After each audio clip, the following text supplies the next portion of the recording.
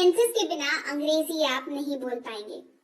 तो आखिर क्यों इतना इम्पोर्टेंट है, क्यों हमेशा ये चीज कही जाती है कि टेंसेस जानना जरूरी है। सबसे पहले तो आपको ये क्यों जरूरी है ये समझना होगा। टेंसेस जो है, आप अगर अंग्रेजी बोलना चाहते हैं तो टेंस पे आपकी कमांड होना बहुत जरूरी है, क्योंकि टेंस मदद करता है आपको अंग्रेजी बोलने में। किन किन चीजों में मदद करता है? सबसे पहले सही वाक्य बनाने में मदद करता है। आप अपने वाक्य को, अपने बात को सही तरीके से कह पाए उसमें मदद करता है। सामने वाला आप जो कहना चाह रहे हैं उसको सही तरीके से समझ पाए इसमें मदद करता है। तो हुआ ना बहुत इंपॉर्टेंट। तो चलिए आज इस इम्पोर्टेंट वाली क्लास को बढ़िया तरीके से करेंगे और बहुत आसान है, बहुत मुश्किल नहीं है ये, है ना, आसान सा है और हम लोग सीख जाएंगे टेंसेस।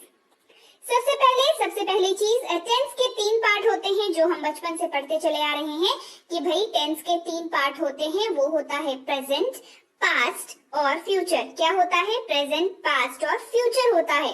टेंस के 3 हिस्से होते हैं, 3 पार्ट होते हैं, प्रेजेंट, पास्ट, फ्यूचर। कुछ इस तरीके से चार्ट के माध्यम से याद रखेंगे तो आपको याद रखने में आसानी होगी। सबसे ऊपर है टेंस और इससे ये 3 ब्रांचेस निकले हुए हैं और ये 3 ब्रांचेस कौन से हैं? एक है प्रेजेंट, एक है पास्ट, एक है फ्यूचर। ये आपको याद रखना जरूरी है। इसके बाद जब आगे बढ़ेंगे ना तो थोड़ा सा और सीरियस हो जाएंगे, क्योंकि समझने वाली चीजें यहीं तक हैं, है ना। इसके बाद फिर चीजें आसान हो जाएंगी। प्रेजेंट का मतलब होता है वर्तमान, यानी कि आप कोई भी इस्तेमाल करते हैं जो वर्तमान में है। तो ये कैसे पता चल रहा है कि वर्तमान में है? ये टेंस के मदद से पता चलता है कि भाई जो वाक्य कहा जा रहा है वो वर्तमान का वाक्य है। इसके बाद भूतकाल आता है, यानी कि जब आप कोई वाक्य कह रहे हैं तो आपको अगर पता है कि हाँ भाई इसको पास्ट में बोलना है, आपको पास्ट की नॉलेज है, तो आपको समझ आएगा कि ये आपको बोलना है पास्ट में, या कोई बोल रहा है तो आप उसको कि चलो ये पास्ट का वाक्य ही आपको समझ आएगा। फिर फ्यूचर में भी उसी तरीके से ये वाक्य को देख करके आप समझ पाएंगे कि हाँ भाई ये फ्यूचर में कहा जाने वाला वाक्य है। तो ये सारी चीजों में कौन मदद कर रहा है? आपके कहने में, आपके समझने में, आपके बोलने में मदद कर रहा है एकमात्र चीज, वो है टेंस। इट्स वेरी इंपॉर्टेंट, आपको बहुत ज्यादा जरूरत पड़ने वाली है, तो आप इसको अच्छे से बेहतर तरीके से समझे। तो सबसे पहली चीज तो बता दी, टेंस के 3 हिस्से होते हैं, प्रेजेंट, पास्ट और फ्यूचर।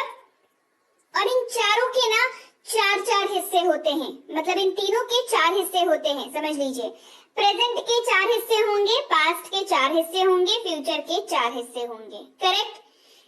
प्रेजेंट का simple continuous perfect perfect continuous हिस्सा होगा, पास्ट का हिस्सा भी simple continuous perfect perfect continuous होगा, फ्यूचर का भी हिस्सा simple continuous perfect perfect continuous ये हिस्सा होगा।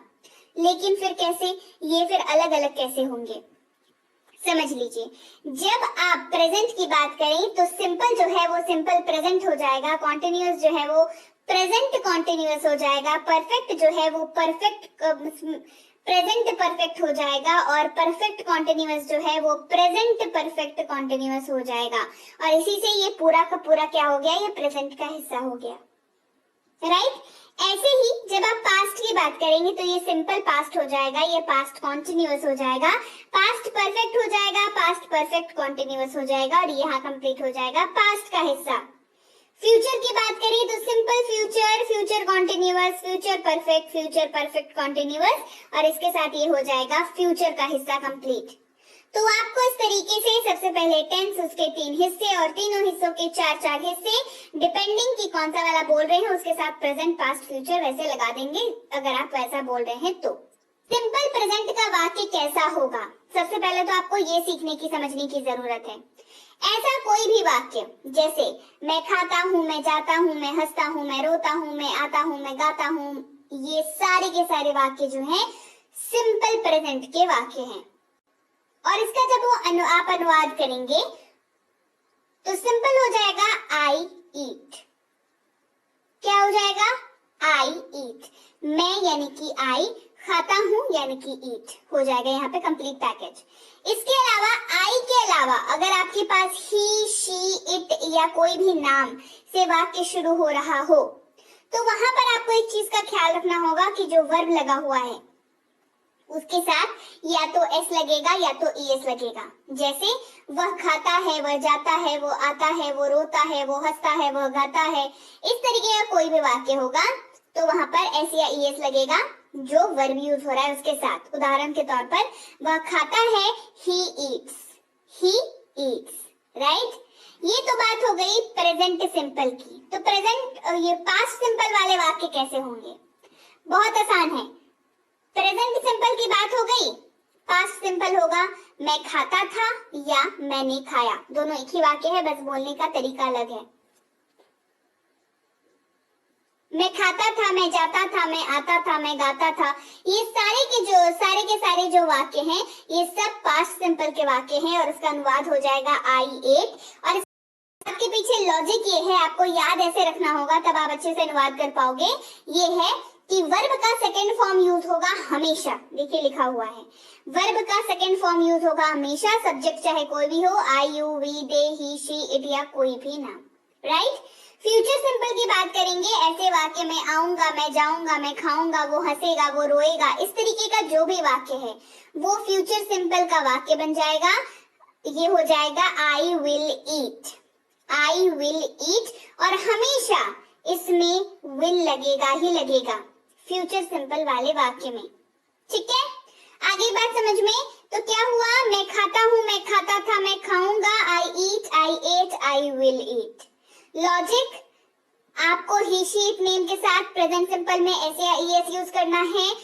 पास्ट सिंपल में हमेशा वर्ब का सेकंड फॉर्म लगेगा, फ्यूचर सिंपल में हमेशा विल का प्रयोग होगा।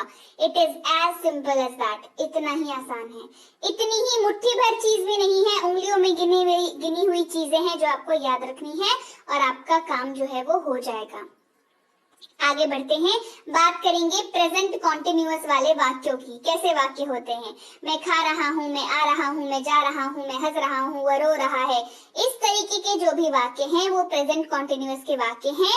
और यहाँ पर आई एम ईटिंग हो जाएगी इसकी अंग्रेजी, मैं खा रहा हूँ, आई एम ईटिंग। आई रहेगा तो एम का यूज होगा, यू वी दे रहेगा तो आर का यूज होगा, ही शी इट या नाम रहेगा तो इसका इस्तेमाल होगा, राइट। ये हो गई बात प्रेजेंट कॉन्टिन्यूअस की। पास्ट कॉन्टिन्यूअस की अगर बात करें तो मैं खा रहा था, मैं जा रहा था, वह हंस रहा था, वो गा रहा था। इस तरीके के वाक्य हो जाएंगे पास्ट कॉन्टिन्यूअस के वाक्य और ये बन जाएगा आई वॉज ईटिंग। मैं खा रहा था, आई वॉज ईटिंग। अगर सब्जेक्ट की जगह पर आई, ही, शी, इट या कोई भी नाम है तो वॉज का यूज होगा, यू वी दे है तो वर का यूज होगा और यहाँ पर ये बात हो गई खत्म। फ्यूचर कॉन्टिन्यूअस की बात करेंगे, मैं खा रहा हूँगा, मैं जा रहा हूँगा, वह हंस रहा होगा, वह रो रही होगी। इस तरीके के वाक्य अगर हो तो वो फ्यूचर कॉन्टिन्यूअस के वाक्य हैं और यहाँ पर आई विल बी ईटिंग हो जाएगा। मैं खा रहा हूँगा की अंग्रेजी हो जाएगी आई विल बी ईटिंग। याद बस एक बात रखनी है, हमेशा विल बी लगेगा जब आप फ्यूचर कॉन्टिन्यूअस वाले किसी भी वाक्य की बात करेंगे तो इसमें आपको क्या याद रखना है? सबसे पहले तो आई के साथ एम लगेगा, यू वी दे के साथ आर लगेगा, ही शी इट और किसी भी नाम के साथ इज लगेगा। एक चीज ये याद रखनी है, एक चीज याद रखनी है, आई, ही, शी, इट और किसी भी नाम के साथ वॉज लगेगा, यू वी दे के साथ वर लगेगा, ये पास्ट वाले वाक्य में, और फ्यूचर वाले वाक्य में विल बी लगेगा हमेशा। इतनी सी बात है। तो क्या होगा, मैं खा रहा हूँ, मैं खा रहा था, मैं खा रहा हूँगा, I am eating, I was eating, I will be eating, right. ये हो गई बात खत्म प्रेजेंट कॉन्टिन्यूअस, पास्ट कॉन्टिन्यूअस और फ्यूचर कॉन्टिन्यूअस की। बढ़ते हैं आगे, बात करेंगे प्रेजेंट परफेक्ट, पास्ट परफेक्ट और फ्यूचर परफेक्ट की। प्रेजेंट परफेक्ट वाले वाक्य कैसे होते हैं? देखिए यही समझना, यही पर गेम है, समझ रहे हैं बात को। अगर आपको ये पता है कि ये वाक्य कैसे होते हैं तब तो भाई अनुवाद करना यानी कि ट्रांसलेशन करना बहुत ही आसान काम है। प्रेजेंट परफेक्ट, मैं खा चुका हूँ, मैंने खा लिया है। मैं खा चुका हूँ, मैं जा चुका हूँ, मैं रो चुका हूँ, मैं हंस चुका हूँ। ये सारे वाक्य प्रेजेंट परफेक्ट के वाक्य है। यहाँ पर इसकी अंग्रेजी हो जाएगी आई हैव ईटन, मैं खा चुका हूँ, या मैंने खा लिया है, I have eaten. I you we they के साथ हैव लगेगा, ही शी इट और किसी भी नाम के साथ हैज लगेगा, सिंपल। पास्ट परफेक्ट वाले वाक्य, मैं खा चुका था, मैं जा चुका था, मैं हंस चुका था, मैं रो चुका था, मैं गा चुका था। मैं खा चुका था, मैंने खा लिया था, आई हैड ईटन, और हमेशा हैड लगेगा, हमेशा हैड लगेगा।